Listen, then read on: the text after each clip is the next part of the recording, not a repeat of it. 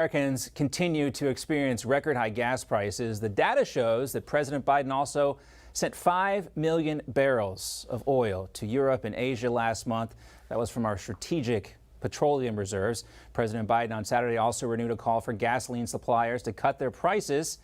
About 1 million barrels a day is being released still from the Strategic Petroleum Reserve. That continues through October. But if you ask the White House, they don't know anything about data. I have not seen that report, so I would honestly have to go look into it and see what the truth is in that statement that you just laid out and see exactly what's happening. You can use that response for so many things, she does. Anyway, also we have this new poll coming from Monmouth University. It shows the inflation and gas prices are the biggest concern for families right now. You see abortion and reproductive rights down there at 5%, Bianca. Interesting. And, you know, Joe Biden is still considering options on whether to cut tariffs on Chinese imports to ease inflation. But more than 400 requests to keep tariffs in place have been submitted to the U.S. Trade Representative's office already. All right, complicating the decision-making process here, there are 24 labor unions which have requested that all of the tariffs imposed by former President Trump continue, covering some $370 billion of Chinese goods. Let's talk about this and welcome in the author of The Great U.S. China Tech War and the Coming Collapse of China, Gordon Chang. Great to see you again, Gordon. Thank you, John. All right, let's talk about these tariff trade talks now. Sources have told Reuters that Biden is considering a new Section 301 tariff investigation into China's industrial subsidies and efforts to dominate key sectors, just like semiconductors, microchips. Try to make sense of this for us, Gordon. What do you think the president is going to do and what should be done here? Most people expect that this week the president will remove some of the Section 301 tariffs. But what he should be doing is raising them to the sky. And we've got to remember that we go back to 2018. These tariffs were put in place to stop China's theft of U.S. intellectual property. That theft has only gotten worse. You know, Biden's rationale is that, oh, if I take off the tariffs, prices will go down.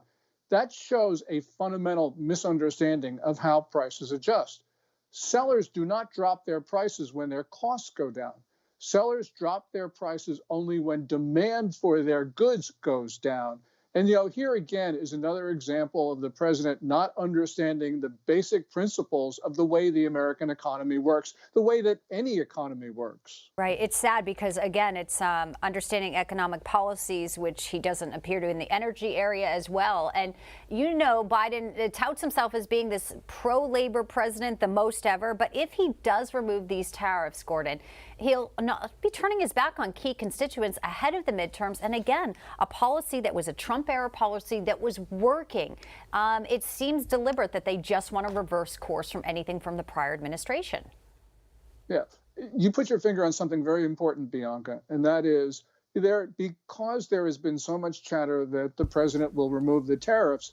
All of these efforts to onshore American industry off Chinese soil back into the U.S., those have been put on hold by industries because they believe that they don't need to do it, that will go back to the way of doing things.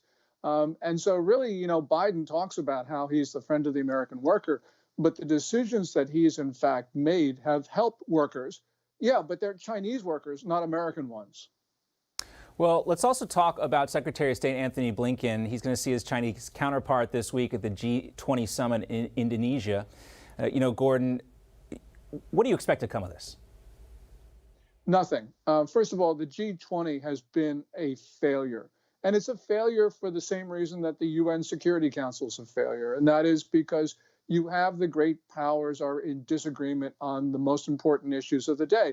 And so an organization like the G20, which basically operates on consensus, isn't going to work. But in addition, there's a bigger issue, and that is talking to China just doesn't work. The Biden administration is putting more and more effort into talking to the Chinese and getting less and less out of it. And I think there's a correlation because we're only feeding the sort of the inflated self-importance of the Chinese when we say, oh, we got to talk to China about this or that. I think that if we don't talk to China, if we specifically tell the Chinese we're not talking to you, I think we'll get a lot further in what we want to do. They're so concerned. Obviously, Gordon, we also see this relationship with China and Russia developing. China wants Russia to become basically the gas pump for China as opposed to Europe here. So we got to put China in their place. They belong in that same category of country as Russia. They're part of this axis of evil. The Biden administration just doesn't want to admit it. Yeah, I couldn't agree with you more. China and Russia are on the same page. We don't like that idea because we believe that, the world shouldn't divide into two. We don't want Cold War II and all the rest of it. But we've got to recognize reality. And Right. The reality is that China is supporting Russia's war effort. They are all in. And, Blinken is supposed to give another warning to the Chinese at this weekend in Indonesia. But, we've given so many warnings. We don't impose costs when China goes out and supports Vladimir Putin. So, I think that the Chinese Foreign Minister Wang Yi on the weekend is going to look at Blinken and say, who are you? You don't back up your threats. You don't do what you say you're going to do. So why should the Chinese listen to Blinken? Right. They've reminded us of this at every turn. They're not listening to us. They have their own agenda. It's global domination, and we are in the way. Gordon Chang, great to see you.